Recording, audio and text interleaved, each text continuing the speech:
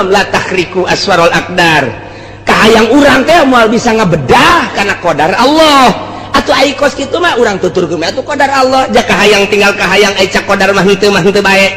Urang henteu ai cak qadar heueuh mah heueuh bae. Urang nuturkeun qadar yuk. Atuh eta nu bagus mah. Cara nuturkeun qadar ieu lah kudu boga guru.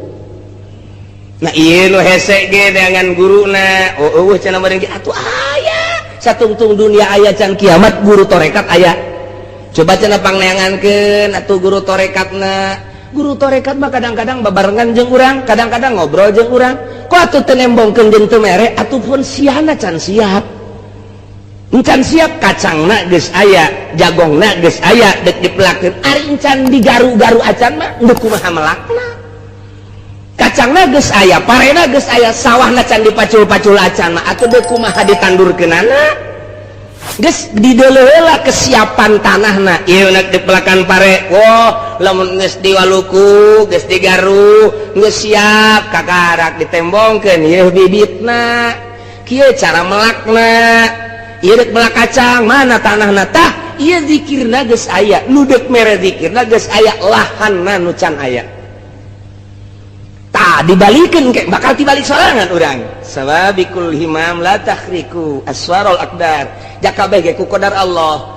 Atuh urang teh moal bisa nabrak karena qadar Allah kahayang tinggal kahayang ai bertentangan jeung qadar Allah nu menang kajeun ku kumaha ge urang hayang kawin jeung itu cak qadar Allah henteu bae urang embung kawin jeung itu cak qadar Allah kawin mah kawin bae urang teh hayang sugih cak qadar Allah susah bae urang hayang susah cak qadar Allah sugih bae. Oh ai kitu mah atuh maningan ge urang pasrah kana qadar eta lah nu dimaksud ku wali. Eta lah nu dimaksud ku hikam ngan deuk pasrah kana qadar Allah na kudu aya nu nuntun. Nah ieu lah metodena. Nah ieu kakarak secara global hungkul oh jaheueuh nya kos kitu tinggal pasrah ka qadar. Geus lamun urang pasrah ka qadar mah nikmat bae, nikmat ngeunaheun moal aya ngarasulak ka Gusti Allah. Ngeunaheun jasa. Tiis kana hate. Urang kuari hirup datang ka dieu di naon gitu ngaran urang sadar ieu nang papasena Allah datang ka dieu teh des beres tinggal urang kuari menuju ka hareup nu enggeus ka tukang teh ya dosa malulu berarti lantaran urang teh ieu ku sakieu ku salat 5 waktu jeung naon gitu ngaranna rawatibna jeung wiridanana engke di mana urang diangkat dari pangkat sholihin eta salat urang teh asa dosa. Eta urang salat urang eta asa dosa diangkat jadi wali di pangkat solihin teh urang asa dosa urang teh nobatan kerja di solihin ge ieu teh teu kaburu bae nu teu kaburu lain teu kaburu teh anggeus-anggeus ditobaatan baca ieu mah kudu ngaji praktek disebutna ngaji diri memeh ngaji diri urang nongton heula melalui pembacaan geus teu kaudag urang sakadar carita we ngan aya kieu engke resepna kana caritaan siddiqun ahli Allah aulia eta geus aya tetesan wali di awak jadi urang teh kasupkeun kana wali waduh wah mantap di akhir zaman mah aya wali ngeridit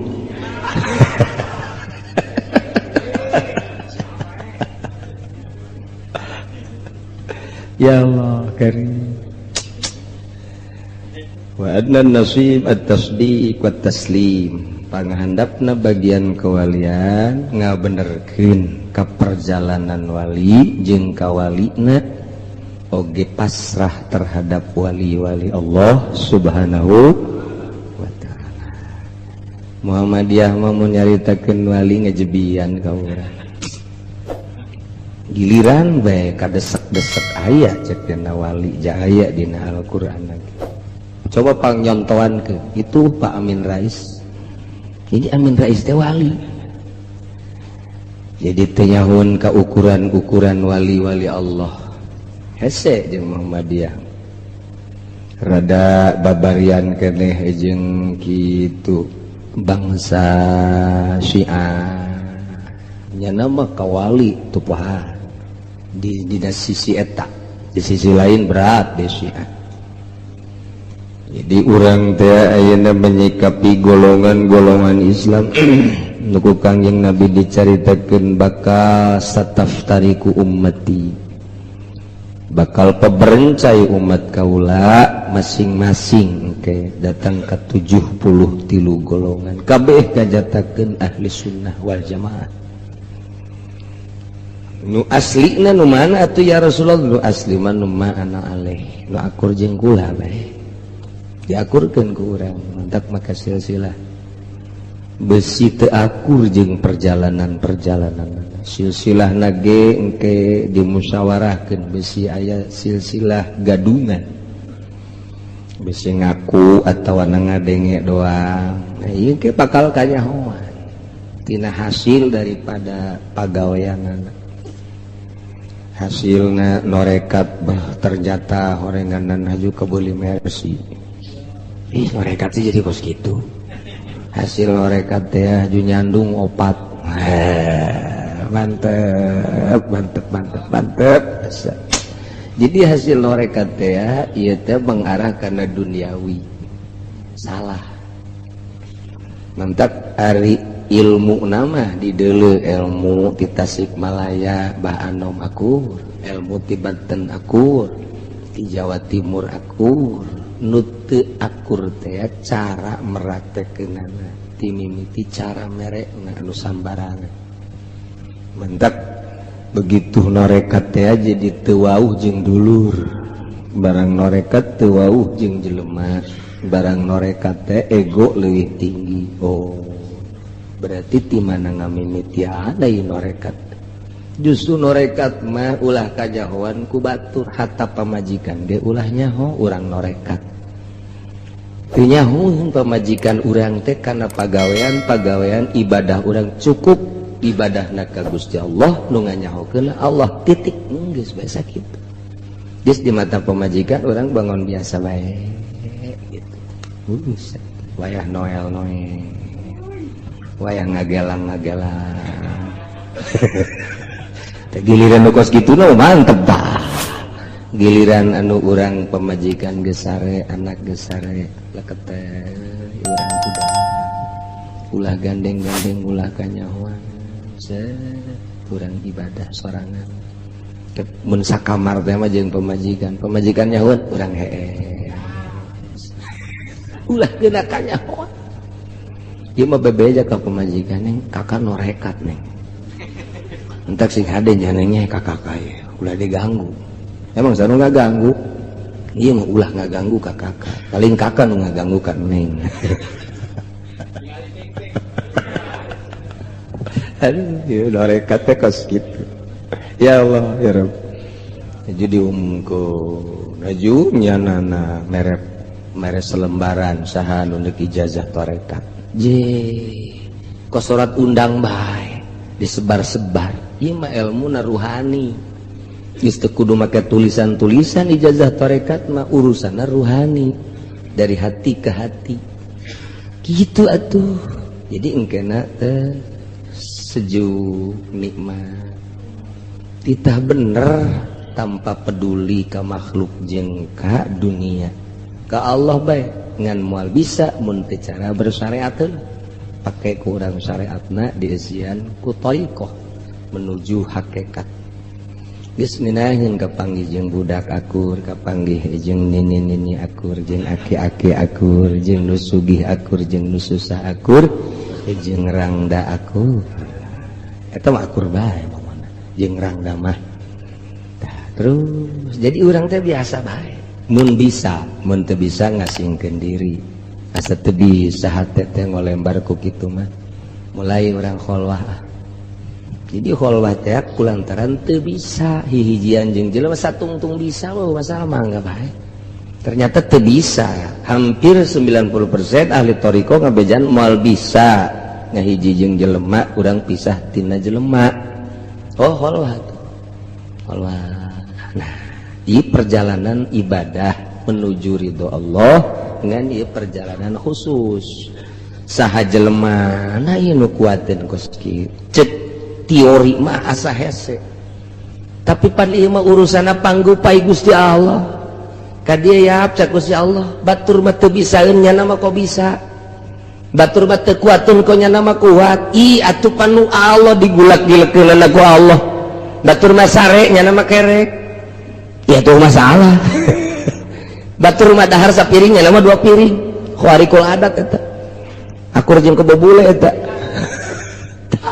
dibedakeun urang ku Gusti Allah kumaha ngamimitianana ieu anu kamari dicaritakeun ku urang teh nomor kahiji mengenal heula sanggeusna mengenal kemudian urang teh nyicipan sanggeusna nyicipan karasa ngeunak surbi nginum lek mun cara nginum geus nginum kaseubehan sakar mabok geus sakar kakarak makom sohu ngaranna mun ibadah mun dina minuman kos kitu urang leuleuh heula minuman urang keur dahaga wih ieu minuman bangun amis amat dideuleuh ku urang urang mah dahaga minumanana nya kadeuleuh amis nya tiis kadeuleuhna haju cuaca panas aduh Masya Allah ngeunah amat cobaan asaan urang seripit nya tiisnya amis teruskeun lak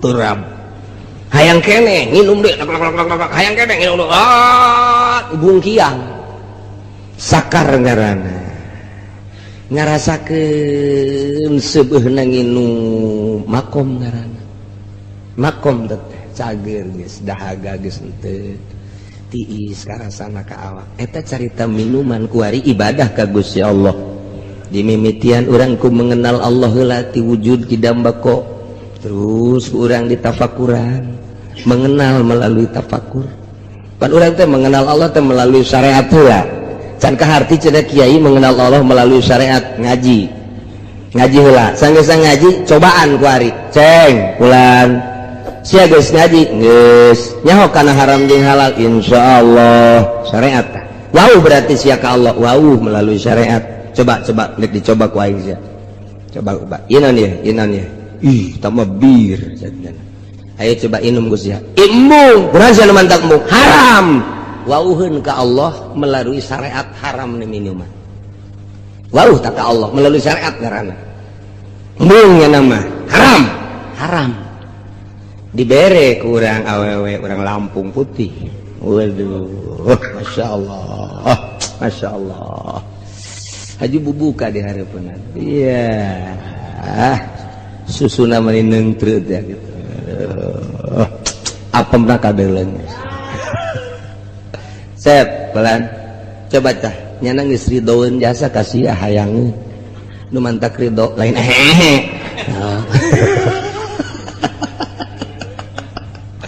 nyana teh ya irang da ditinggalkeun ku salakina geus 2 tahun jadi nyana hayang disodakohan duit teu butuh hayang sodako eta jadi ujang lamun daek nyarean nyana menang ganjaran lantaran sodako ih ke heula kon sodako kiamat kabalinger ieu mah sodako kos ieu nyana geus hayangeun jasa ieu jadi geus acep teh sodako kadinya nyana mah duit teu butuh bogaeun mobil mah teu butuh bogaeun nyana mah segala rupa teu butuh dahareun nyana mah butuh ge eta Immo cek nyana kunaon emang itu haram zina mah wala taqrabuz zina innahu kana fahisha wa sa'a sabila wau ka Allah melalui syariat dur salat zuhur gegeraan bae nyana neangan samping sajadah dan deuk ka mana sia salat deuk ka tuh kadenge surah azan wau berarti ka Allah syariat ketika dak si hayang motor hayang boga duit henteu ieu motor ieu teu boga duit kredit ku sia DP-na sabaraha 3 juta ngan bogana 1 juta geus pokona mah bayarkeun 2 juta geus sia nginjem ka aing blon teh coba jadi 2 kredit motor hiji kredit mayar hiji tah nu 2 juta na jadi 2 da sia geus teh teu naon teu pati wauh tah ka Allah tah dina bab kredit nya can wauheun ka Allah syariatna can anggeus moal jadi wali syariatna ge can anggeus teh can anggeus kulo kordin jaronapan pawaribat eta teh can kapake ku manehanana sia boga duit henteu haju deuk usaha teu boga duit daek sia nginjem daek diinjeman mah ai aya nu nginjeman ye di aing aya ceki Umar teh ngan kieu di mana-mana sia nginjem 1 juta ke di mana-mana sabulan kudu mayarna 1.100.000 daek sia Gak masalah, can wauhun ka Allah. Can wauhun ka Allah, can make kana kulu kodin jarana tah eta teh wau ka Allah melalui syariat. Dina ieu mah wau, dina ieu henteu, dina ieu wau, dina ieu henteu. Eta kos kitu aclek-aclean kos kitu moal bisa jadi wali moal.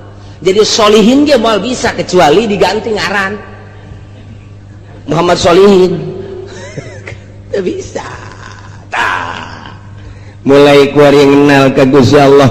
Sok aya jalur khusus dilatih lantaran Maradona ge hebat main bolana lantaran dilatih.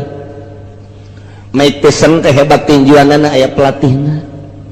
Aya pelatihna teh dan lain-lain sebagainya. Urang ge ibadah make jalur khusus dilatih. Carana kumaha hudangna, hudang silana, leungeunna, zikirna. Sanggeus teh mengenal wujud kidam bako. Oh, dicaritakeun makomna ieu nya aya 7 ieu makom teh pos ngaranna aya 9 gitu makom teh aya 9. Sok mulayan jasa etik sebenarnya mah ulah aya di jero hate dunia, ulah aya di jero hate makhluk, ulah aya di jero hate nafsu, ulah aya di jero hate setan. Jadi hiji be Allah tah deuk ngaleungitkeun eta perjalananna melalui suluk ngaranna. Tuh carana hiji zikir, kedua tafakur, nomor katilu khidmah zikir urang ka Gusti Allah, kemudian tafakur ka Gusti Allah.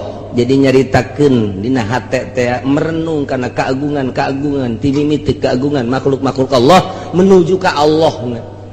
Bersilsilah urang teh jeung khidmat ka guru kumaha cak guru, ulah-ulah keur bener keur salah lagi lakonan bae. Sebab ieu guru teh neuk ngaluluhkeun nafsu urang. Coba lagi tentang guru torekat mah kajen teuing salah. Tapi lamun urang teu norekat salah ulah. Tapi lamun urang norekat, urangna norekat ka manehanana tah. Haju salah urang diinstruksikeun kudu terus bae. Kajen teuing salah. Sebab teu dimaksud etana, nu dimaksud ieu nafsuna neuk dileungiteun. Geus teh rahasia guru teh mah kos kitu mah teu meunang dituturkeun ku urang, teu meunang dituturkeun nyana bae teh mah rahasia jeung guru. Batur nuturkeun ulah. Urang nuturkeun guru diajak ngariung wani keneh. Urang nuturkeun guru diajak salat wani keneh. Urang nuturkeun guru diajak zikir wani keneh. Urang nuturkeun guru diajak tahajud siap. Urang nuturkeun guru diajak puasa siap jasa. Balikan deui ku ari. Urang diajak ku guru dititah dahar barang ge nyana saw. Leuwih ti siap tah mah. Leuwih ti siap. Diajak zarah siap jasa. Siap tah mah kos kitu mah.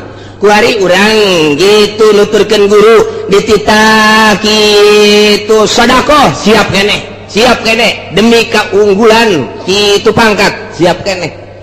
Nah kuari cak guru teh kieu tuturkeun aing ayo pas waktu salat waktu zuhur teu salat guru asar teu salat bingung murid je kumaha nya ieu nya guru geus teu salat ulah loba ngomong sia segala mikiran salat segala naon tuturkeun aing. Isi aing nuturkeun bener ah banteu. Ulah loba ngomong sia bener tah henteu aing tuturkeun. Magrib ge teu salat, asar ge teu salat. Urang nu biasa salat titah nuturkeun guru teu salat teu kuat urang. Dipisahan bae can kuat urang jeung guru. Can kuat. Memang kos kitu perjalanan kawalian. Mainnya cenah aya teu salat lain maksud teu salat datang ka mana ieu luluhna. Geus kos kitu bae teh urusan tarekat aneh bae geus. Aju dituturkan ku batur atuh ulah tambah urusan nyana jeung guru. Hese atuh hese nu mantak saha nu bisa. Ja hese nuturkeun guru mah kos kararitu teh. Nu mantak ulah nuturkeun lamun teu dititah, eta mah kan dititah. Kuari nuturkeun bae. Cek guru lah nuturkeun aing mah sia-sia bae henteu kula mah dek nuturkeun bae. Ulah. Siapa heula aing. Tah nu tadi mah dititah kudu nurut bae. Kuari mah teu dititah dek nuturkeun bae atuh ulah. Nalika naik ka gunung ulah sia mah nuturkeun bae. Nalika ngojay jak ulah ge bisa ieu nuturkeun cak ulah. Bisa naik ka gunung bisa, ka leuweung bisa, ya, ngojay bisa, pelbah ka seuneu. Ayo sia aing tuturkeun bae mah. Guruna ka seuneu tuturkeun aing. Tuturkeun geus sia. Titah ulah ge terus bae. Lah terus bae ge tuturkeun tutung. Tak eta teu meunang tah. Ketika ulah cak guru atuh ulah bae. Ketika nuturkeun kajen teuing salah teu dimaksud salahna guru teh dek ngopenan nafsuna penan lelembutan anak supaya orang bisa ngobrol jeung Gusti Allah. Urang pan ngobrol teh jeung nafsu, pan aya ahli tarekat mah ngobrol jeung Gusti Allah per detik-detikna. Cek Gusti Allah lempang, cek Gusti Allah salat, takbir. Si ada eta pikiran ulah kade-kade tu sia teh keur dibimbing ku aing, cek Gusti Allah. Eueuh deui pembimbing nupang sagalana mah aing. Lurak-lirik ulah lurak-lirik sia mah keur dibimbing ku aing. Aya nu liwat ulah sok meuleuh bujur nah sekarang ngagitekna di deuleu. Keur salat sih mah ngileung ngagitek. Waduh. Cak pikiran orang kos inul teh batal sia. Geus datang ka inul lain usul ilallah usul ila inul. Dibimbing urang teh titah kos kitu tah. Moal bisa teh kos kitu mun teu zikir jeung tafakur jeung khidmat ka guru moal we kajen kumaha ge. Tah eta teh keur carita metode, ari anu dicokot mah ku Gusti Allah. Langsung ditarik ku Gusti Allah. Nah, murad ngaranna henteu ngaji deui. Henteu suluk deui, ujug-ujug boga kaistimewaan kadeuleu ku urang hajunyanana ge ibadahna pohara jasa dimurad tah mah kos Ki Fudel bin Iyad atau dimurad ti leuleutik keneh atau dimurad tah urusan Allah tah mah ku Allah nek dimurad kos nabi atau ti leuleutik keneh dibimbing masum ieu ge dek dimurad ku Gusti. Jadi aya nu dimurad aya murid melalui suluk ngaji heula sageus ngaji dinyayankeun diberes sinar ilahi ku Gusti Allah di hatena. Nah ieu lolobana mah kos kieu nu meunang ngaijazahkeun ka baturna murid nu murad mah teu bisa. Sebab teu boga silsilah meunang ti saha. Praktekna ka murid kudu kieu teu bisa. Teu bisa tah mah ngaranna laduni langsung ti Gusti Allah. Nu bisa ngaijazahkeun mah nu puguh belajarna alif ba ta sa jim kakarak ulah kitu. Kieu ulah kitu kieu. Engke geus berangkat mah masing-masing atuh mangga bae. Mantak aya murid ngelehkeun guru. Dina toriko ge sarua. Aya muridna mah ieu teh ngan sakadar sakitu pangkatna misalna ngan pangkat walina wali teh ngan sakadar walina kitu nujaba. Aya ieu mah pangkatna kok jadi muhtar. Muhtar mah pan wali muhtar mah ngan 3. Saumur hirup dunia ngan 3, pae hiji tambahan. Aya imamani ngan 2. Aya autad ngan 4. Imam Syafi'i diangkat jadi wali autad. Kutub dina autad. Tah eta teh ngelehkeun guruna. Tuan Syabdul Qadir tuh ngelehkeun guruna sarua bae.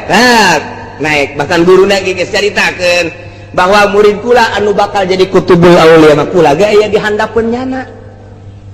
Tah eta tergantung dah. Nah ieu nu bisa ngaijazahkeun teh anu belajar, dibimbing. Nah, kabla itu udah cerdas lempang sorangan.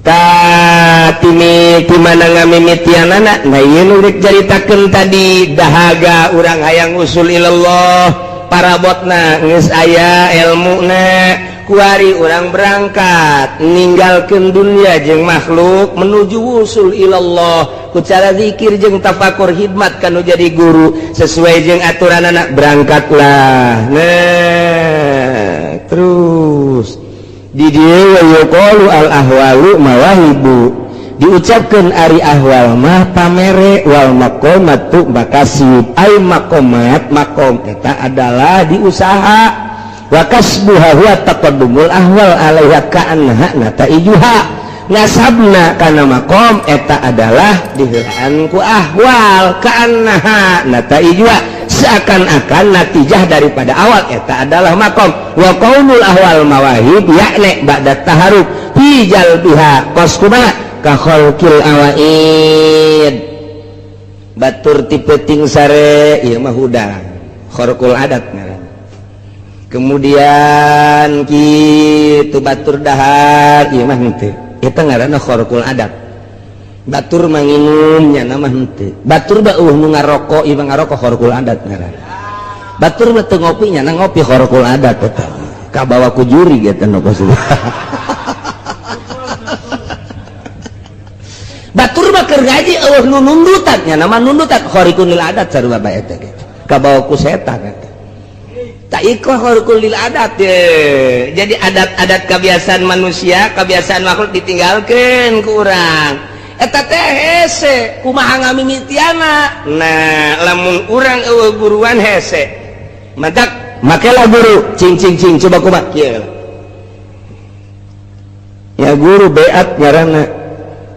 kuari hiji awas jauhan kabair mangga nyaho sia ka kabair nyaho besi kurang nyaho ditulis mantak Mama Bakri nulis selah kabair padahal mah geus loba dina kitab-kitab kabair tapi lantaran ieu endek dimuridkeun ieu kabair dage ditulis ku Mama Bakri sempur dina kitab torekatna nulisan heula nya na kabair teh 1 2 3 4 5 6 7 8 9 10 40 kabair asana jang teu 40 wae dina fikih mah pan ieu mah thariqah kabair teh ditambah ai urang eueuh guruan mah hese tapi lamun aya guruan jadi nyaho sing gade ieu kabair nya ieu nya sing gade tah sia kudu dijauhan ieu kabair dibaca ku muridna bo kabair teh urang mah nu nyaho teh mabok zina maling judi maehan eta kabair anu geus jelas tah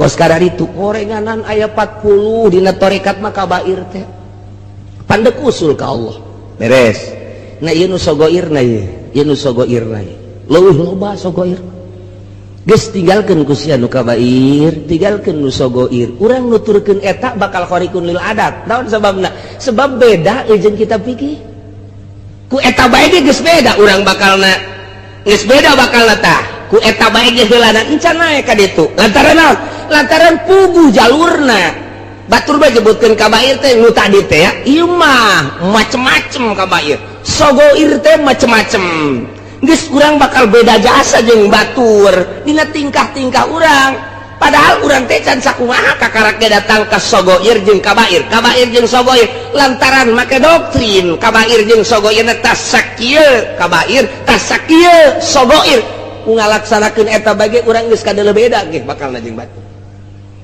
geus bakal beda dahar bae tapi daharna ukuranana ukuran jang salat bae mun urang ngalaksanakeun berarti mun urang ngalaksanakeun urang tepat mun urang teu ngalaksanakeun eta dosa dina ilmu tarekat mah leuwih ti kabutuhan dosa terus kabelah dina waro waktu dakikul waro anjeun kudu nganya-nya kana apik sok timbulkeun di diri maneh apik apik awas mimiti dahareun kudu apik ilumeun kudu apik awas kudu apik cak guru dina kitabna dibere kaapikan urang teh ieu awas kudu apik nya sing ade ba bogana kendaraan bogana baju dan lain sebagainya kudu nyaho kokotsoranana diapik-apik urang bakal khariqun lil adat ku geus sakitu bae ge nuturkeun metode eta bae ge bakalna geus khariqun lil adat urang geus kabairna dijauhan sogoirna dijauhan warokna kurang ditimbulkeun ku ari ku urang mulai yakin aya ka Gusti Allah pasrah ka Gusti Allah taslim jasa ka Gusti Allah geus aya sorangan bakal timbul leban kabairna nu tadi geus ditauhan dijauhan sogoirna geus kemudian warokna ku urang geus ditimbulkeun ku ari ku urang mah pasrah ka Gusti Allah teh geus aya nyai-nyayan sorangan bakal nyai-nyayan sorangan otomatis bakal aya ngeunaheun hampa make metode ngaranna make metode nah kuari geus eta mah urusanana kos kararitu nah kuari mulai mata jeung ceuli di ka Allah ulah ayana naon di jero hate kuno tadi geus dilaksanakeun urang geus bisa kos belajar nulis hayang bagus urang nulis atuh henteu nuturkeun tulisan teu henteu make metode digentur mah aya nyeun alif cara nyeun alif kos kieu ye urang dipagahan nyeun alifna kieu ye nyekel kalamna kieu penana nyokotna kieu ye tet nyeun alif nya ba kieu ye dideuleukeun urang deuleu ye tah nyeun ba kos kieu cet tak kos kieu terus ain oge pak didelekeun teu meunang teu delekeun kieu ye carana lamun nyeun ain kieu set tuh eureun ka dieu puterkeun ieu kabuter-muterkeun kalamna kudu didelekeun ku urang awas bisi salah puterkeun set puter ka dieu puter tet aya tipis kadal nyeun dal kieu ye tet tah sok eta bae heula teu meunang urang tulis nu lain nulis eta bae alif kudu akur meunang ti guru cara nak kieu cara lamun urang teu daek akur bae bebeja ka guru kok alif kula mah teu akur bae bengkok teu bagus bengkok mah oh balikan deui kieu ye carana tek set set nah nyeun alif sok oh ba kok teu akur jeung guru ba diakurkeun bebeja urang ka guru lamun can akur mun geus akur sok urang laksanakeun kurang nyeun alif teu meunang wakan nulis nu sejen-sejen eta bae heulanan geus rada akur-akur bebeja ka guru coba hasilna alif ba ta na kabeh geus akur ye rada akur naik dibere ngan sakadar saeutik bismillah we bismillah engke bakalna mencakupkan kabeh bisa bismillah akur jeung bismillah guru bakal akur ikeur carita nulis eta bae heulanan akurkeun cara narikna ti mimiti alif ba-na terus datang ka beres geus da urang setor ka guru sok urang nulis naon bae ge bakalna katurutan ku maneh nulis sok dek nulisna eta kakarak hiji engke kana kripi kana dewani dan lain sebagainya dibere ke ku guru akur urang jadi make metode cara henteu kudu nurutan hiji-hiji cara di sakola teu kudu mun make guru mah alif ba na bae engke jeung kripi ieu dewani ieu terus kabeh khot teh ku guru dibere rumus tak jadi bisa sorangan kayak kaditu nah ieu ibadah ge sarua ku guru dibere rumus bae ieu kabairna ieu tinggalkeun sogoirna ieu cara warokna ieu kos kieu warokna tah engke maneh hudang ti peuting mandi hudang ti peuting kabeh mandi wudu carana kumaha deuk mandi teh ya urang perasaan mayit dibere kunyana bukuna tah ku Mama Bakri bahwa urang teh mayit kemudian urang dipandian terus dibersihan urang teh mayit rarasaan teh mayit teh geus kudu boga perasaan bahwa urang teh keur dipandian mayit beres mayit wudu beres urang boga perasaan mayit bae terus beres terus urang teh make baju urang teh keur dibungkus mantap lu bagus mah nu putih abis jadi mayit beneran ya. Terus perasaan mayit alah geus teu daya teu upaya ai mayit kumaha ai mayit mah didieukeun diuk dikedengkeun kedeng ngedeng digigirkeun gigir dinangkarakeun nangkarak nah ieu mayit ngaranna urang teh ti mimiti mandi wudu kudu boga perasaan mayit. Nah, geus beres urang nangtung ieu teh mayit. Geus atuh aya anu ngarobah-robah sa Allah. Urang teh keur dirubah-robah ku Allah. Tuh. Ku Allah dirobahkeunana. Allahu Akbar. Satungtung urang boga perasaan urang encan jadi. Kudu leungit perasaan urang teh kudu perasaan teh ku Allah ditakbirkeun ku Allah disidakepkeun ku Allah dirukukeun ku Allah disujudkeun ku Allah atuh hese nu mantak hese ge jadi wali micin perasaan diri bahwa diri eueuh nu aya Allah jadi ku Allah bae geus tah sebab naon atuh cak sato ilah geus sawabikul himam la takhriku aswarul aqdar geus dibejak geus dibere-bejak ku Syekh atau ilah di awalna dina hikam sawabikul himam himah urang tujuan urang kahayang urang maksud urang anu menggebu lir teu beda jeung kuda sander sok geura la takhriku aswarul aqdar moal bisa ngebedah kana tabir-tabir kodrat iradat Allah papasen Allah sok urang kahayang kawin jeung si eta cak kudrat Allah ditakdirkeun moal jadi pamajikan urang pasti moal bae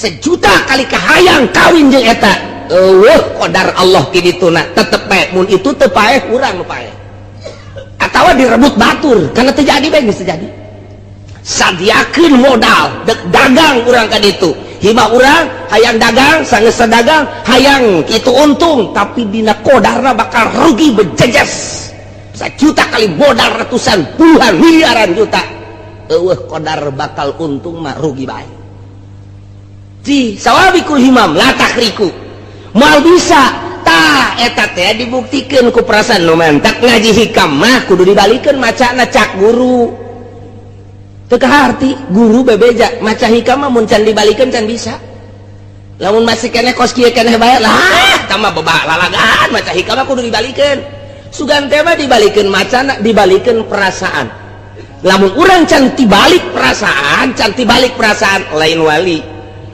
raga pe diri urang mah kieu aya Allah aya naon dalilna aya dadamelanana syariat keneh kudu kumaha tuh aya aing ieu aing aya ieu ku ari ieu tina eueuh kana aya tah eta teh dalil ayana Allah ulah Allah aya dalilna aya aing atuh leutik amat ayana Allah didalilan ku urang pan ai dalil mah tunjang ai tunjang mah atuh kudu teger ai ieu Allah nu maha sagala-gala didalilan ku urang tibalik tuh geus mulai jijah heueuh oge nya ngan sia ulah waka kadinya heulanan ieu mah keur carita ieu mah keur carita ieu mah keur dongeng sia mah sia bae heulanan ente bae heulanan mun ngaji tauhid da wujud artina aya nya aya Allah dada melana aya Allah aya dalil aya dada melanana dada melan teh jadi dalil Allah sedangkan cek ilmu mantek dalil teh hujah teh tunjang Allah teh maha sagala-galana ditunjang kudu eueuh teu kaharti cek saatoh ilah mainnya aing mah tunjangna lemah amat kudu kumaha tuh urang aya ti eueuh ka aya ta ini dalilan ku ayana Allah tibalik tamun hikam geus maca hikam tibalik meunang ngaijazahkeun ka batu heulanan jadi lo mencan tibalik can bisa nah ieu urang dituntun ku guru ieu kabairna tinggalkeun ieu sogoirna tinggalkeun warona tarik pasrahna ka Gusti Allah lamun urang geus pasrah jasa engke ge bakalna urang kos lalayangan kumaha layangan dibetot turun sanggeus dibetot turun dat naon garang-garangna digitukeun teh diulur tuh ai osok masih ngadulang layangan penyaho dasar tukang ngadulang layangan kabeh ulur tarik kemat cet kemat kakalerkeun jet urang kos lang layangan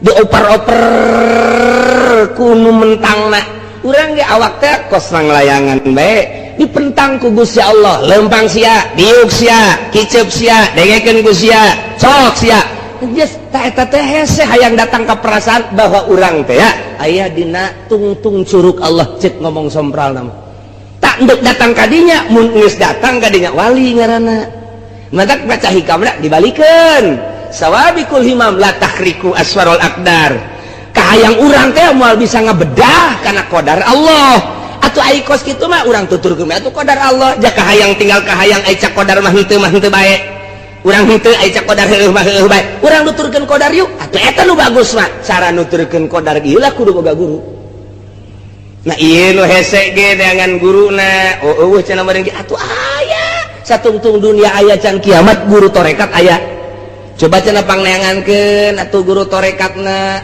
guru torekat mah kadang-kadang babarengan jeung urang kadang-kadang ngobrol jeung urang kok atuh teu nembongkeun jeung teu mere atuh pun siana can siap encan siap kacangna geus aya jagongna geus aya dek dipelakeun ari encan digaru-garu acan mah teu kumaha melakna kacangna geus aya parena geus aya sawahna can dipacul-pacul acan mah atuh teu kumaha ditandurkeunana geus dideuleulah kesiapan tanahna ieu nak dipelakan pare woh lamun geus diwaluku geus digaru geus siap kakarak ditembongkeun ieu bibitna kieu cara melakna ieu deuk melak kacang mana tanahna tah ieu zikirna geus aya nu deuk mere zikirna geus aya lahanna nu can aya tah dibalikeun ke bakal dibalik sorangan urang sababikul himam la tahriku aswarul aqdar jakabeh ge ku qadar Allah atuh urang teh moal bisa nabrak kana qadar Allah kahayang tinggal kahayang ai bertentangan jeung qadar Allah nu menang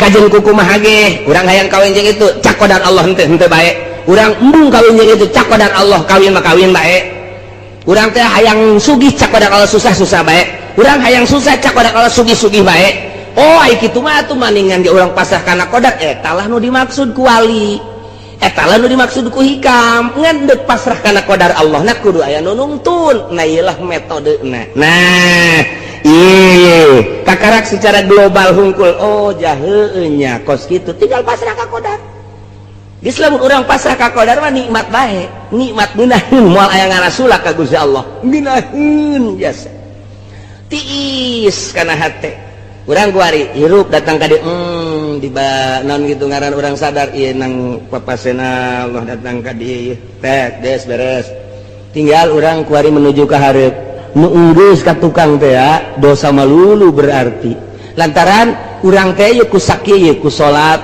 5 waktu jeung naon gitu ngaranna rawatibna jeung wiridanana engke di mana urang diangkat dari pangkat sholihin eta salat urang teh asa dosa eta urang salat urang eta asa dosa diangkat jadi wali dipangkat solihin teh urang asa dosa urang teh nobatan keur jadi solihin ge ieu teh teu kaburu bae nu teu kaburu teh lain teu kaburu teh anggeus-anggeus ditobatan bae urang teh eta kos kitu jadi lain nobatan itu lain nobatan kabair sawae nobatan urang dipangkat solihin ge ieu teh teu anggeus-anggeus istighfar deui tah jadi kuari mah hayang tunduk kana qadar Allah na ieu bakal timbul khawarik tidinya timbul sorangan wa kaunul ahwal mawahib yakni ba'da taharruk jalbiha ka taharrukil awaid wa huduri hal zikri hadir jeung riungan zikir lain riungan zikir cara urang lain khusus ahli-ahli beat ahli-ahli beat eta babarengan mungkin unggal poe mungkin saminggu sakali mungkin sebulan sakali aya perkumpulan disebut halqah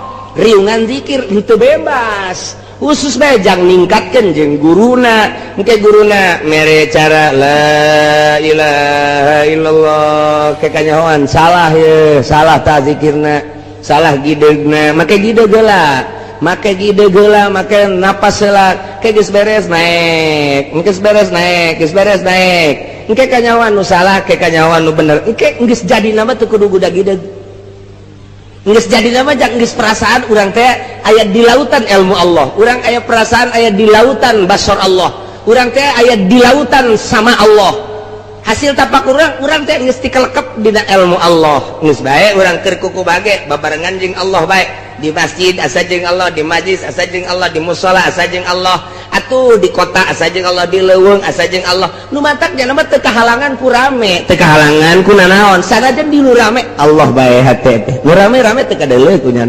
sanajan kadeuleu eta teh dianggap ku nya hiji Allah bae teu kakarak secara global bang ieu hulanan tah nek jadi wali teh kahorkil awaid wa huduri hal zikri wasima jeung ngadenge mata parugil batin ke anjuran-anjuran guru bari batin urang kosong nanaon hanya ngadengekeun we ti guru sehingga urang bisa meraktekeun naon hasil ti guru kosongkeun minal alaik tina alaqah tina dunia tina makhluk tina nafsu tina setan urang ngomong kitu ku hese amat ku cara metode nu tadi bakal eueuh sorangan urang kuari kita ulah resep kana dunia moal bisa kajen ku kumaha ge dipaksakeun ge moal bisa lantaran urangna encan berangkat ketika urang geus berangkat nah kun ninggalkeun ieu ninggalkeun ieu resep dunia eueuh sorangan komo lamun urang geus dibere ku Gusti Allah kaladzatan zauk ngeunah horenganan zikir teh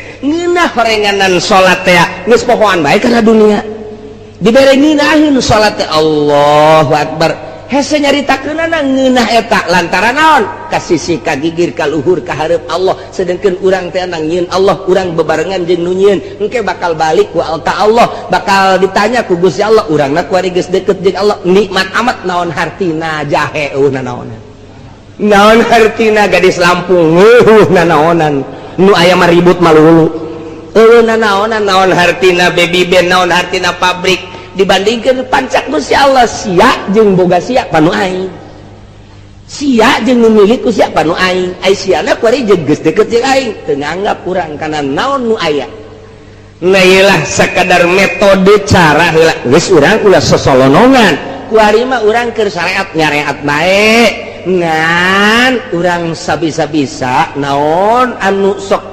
dibacakeun ku guru dipraktekeun urang tuturkeun ulah ria sabisa-bisa urang ulah ujub sabisa-bisa urang teh jeung adab-adabanana sabisa-bisa urang eta ge sarua bae pos kitu ge ngan encan make bimbingan khusus doang ai dina zahir mah bakal akur jeung bakal ngeunaheun sarua salat ge ngan ngeunah biasa bae encan ngeunah nu sakumaha moal ngeunah nu sakumaha dibimbing ku guru ngeunah mah ngeunah tadi udah coba ge nu tadi da urang usolli sejak kaula salat fardu zuhur 4 rakaat capek teh salat ka situ lain lalagan capek bae sok tinggalkeun geura Allahu akbar Allah nu maha agung bakal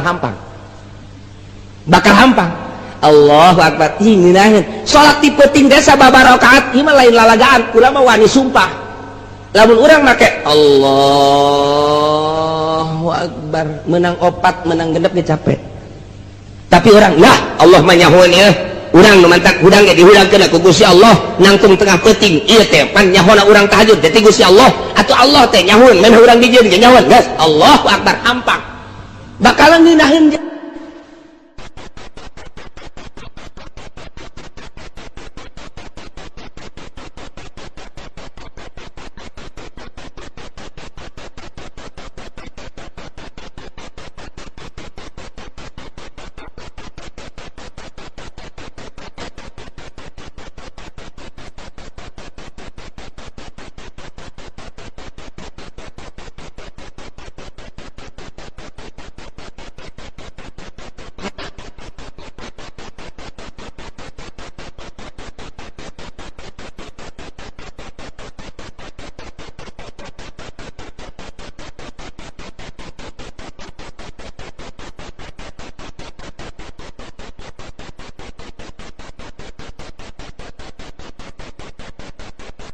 Tepatnya dijerokeun teh nya beusi urang pindah ulah urang ke makom salat bae makom seke lamun geus beat mulai teh kitu sorangan oh jah heueuh gerak urang ternyata digerakkeun ku Gusti Allah horenganan je atuh hirupna ge nang pamere Allah geus datang ka ajal mah dicabut ku Allah atuh kunaon atuh urang meta sorangan nu mantap ulah meta sorangan arih nafsaka minat tadbir senangkeun diri maneh tina uras-urus dunia pamakoma bihi gairuka angka latakum bihi lidafsik di mana-mana urusan dunia aya nu ngurus Allah ulah sok milu-milu ngurus siapa ibadah ka Gusti Allah dunia aya nu ngurus urang mah lain ari ibadah nu dititah ku Allah henteu ari dunia nu diurus ku Allah ku urang diurus ai sia ikut campur urusan aing cek Allah bloon amat balikeun ku urang eta mah makom syariat lamun dimakomkeun makom hakikat teu meunang urang urusan dunia turun pangkat urang turun urang aya sir bae hayang kana dunia turun pangkat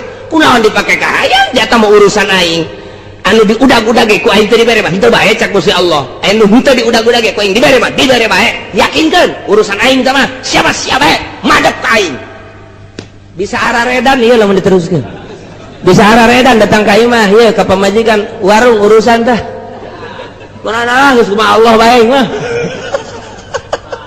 badak diselang-selang nggak iya bahaya ngaji hikam mah bahaya ngaji iya bahaya badak diselang-selang iya mah asalnya ho bae heula engke lamun praktek mah kitu sorangan urang ge isuk-isuk sorangan urang lamun diuk bae neuleuh jelema hilir mudik ya Allah ya Rabbi salamet tamoal teh si jelema ngudag-gudag nu ka pabrik nu ka pasar pan geus diurus ku Allah kok make diudag-udag asana cilaka komo lamun teu make aturan syariat aya maling teh aya korupsi teh duh cilaka jasa eta teh napakuran eta bae ge waduh teu bae bari diuk ibadah nu panggede-gedean tapakur saatin afdalu woh beung sabaraha tah tanyakeun Habib Rojak ge